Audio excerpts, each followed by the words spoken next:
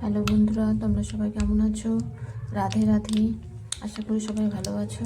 আজকে আমি চলে এসেছি একটি রেসিপি নিয়ে, সেটি হলো গাজরের হালুয়া।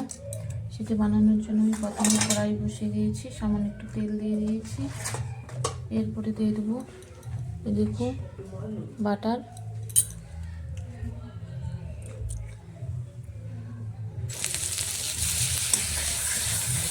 আমুলের বাটার নিয়েছি আমি এখানে।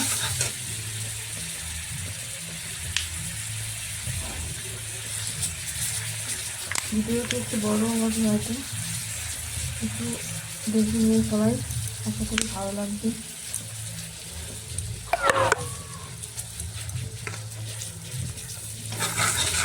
দেখো এখানে আমি নিয়েছি ড্রাই ফ্রুট,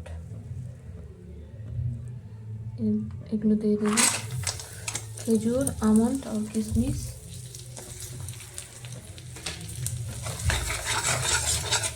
হালকা করে ভেজে নেব।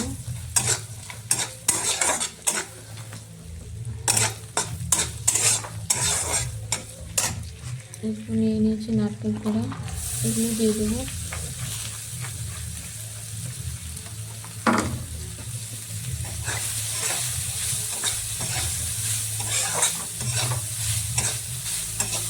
হালকা করে ভেজে নেব। এই দেখো আমার ভাজা হয়ে গিয়েছে, এটা দিয়ে দেবো। দেখো আগে থেকে আমি গাজর কুড়িয়ে রেখেছি, গ্রেট করে রেখেছি, গাজর দিয়ে দেবো।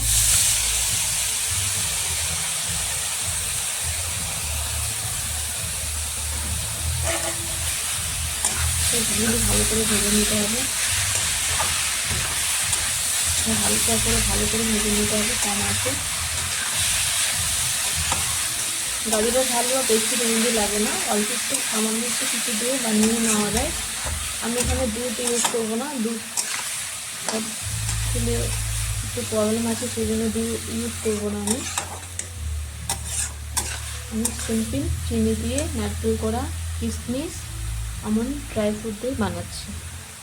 কেমন লাগছে বলতে পারি। ভালো করে একটু করে ভেজে নিতে হবে, তাহলে গাজরের যে কাঁচা গন্ধটি সেটি দূর হয়ে যাবে।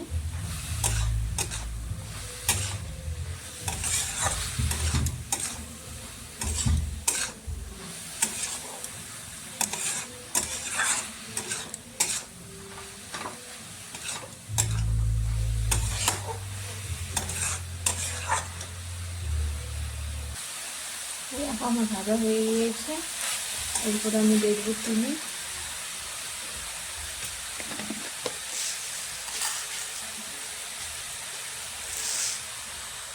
দিয়ে দিচ্ছি, চিনি স্বাদ মতো।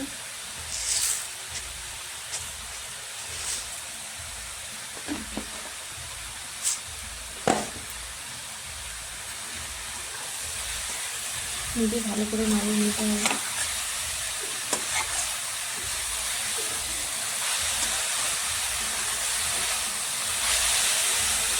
কেউ যদি দুধ দিতে চাও দুধও দিতে পারো, এখন আমি দুধ ইউজ করবো না, সেই জন্য আমি একটু করে জল দেবো, সামান্য একটু জল দিয়ে দেবো।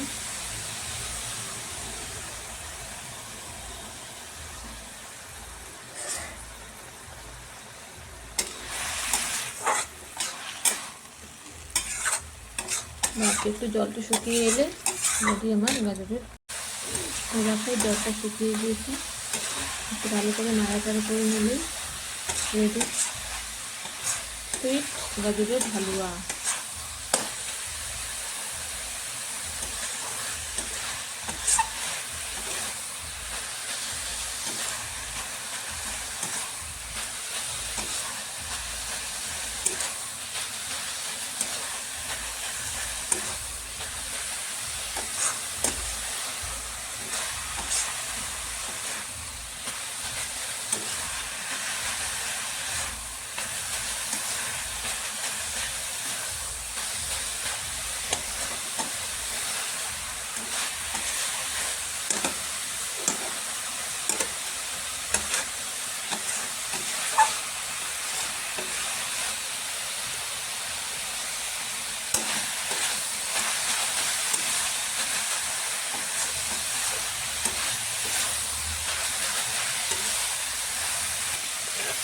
এই দেখো আমাদের এটি গাজরের হালুয়া, কি সুন্দর হয়েছে কালারটি দেখো।